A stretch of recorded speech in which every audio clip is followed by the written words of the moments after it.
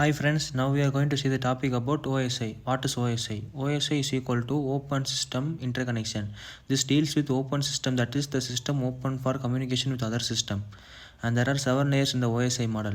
The first layer will be the physical layer, the second layer will be the data link layer, the third layer will be the network layer, the fourth layer will be the transport layer. This transport layer is the heart of the OSI. Then the fifth layer will be the layer session layer, the sixth layer will be the layer presentation, the seventh layer will be the application layer.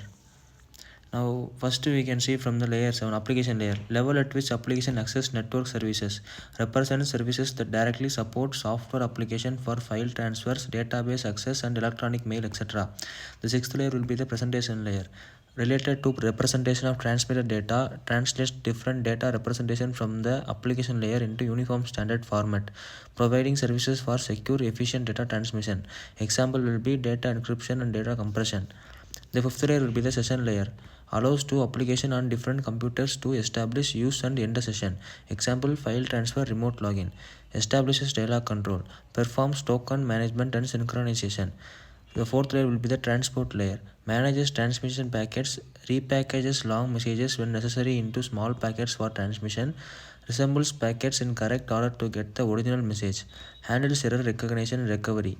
Transport layer at receiving acknowledgements packet delivery, resends missing packets. The third layer will be the network layer.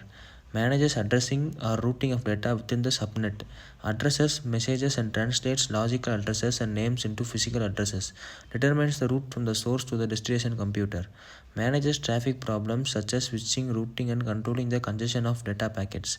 Routing can be based on static tables determined at start of each session, individually determined for each packet reflecting the current network load. The second layer will be the data link layer. Packages raw bits from the physical layer into frames. Provides reliable transmission of frames. It waits for an acknowledgement from the receiving computer. Retransmits frames for which acknowledgement not received. The first layer will be the physical layer. Transmits bits from one computer to another.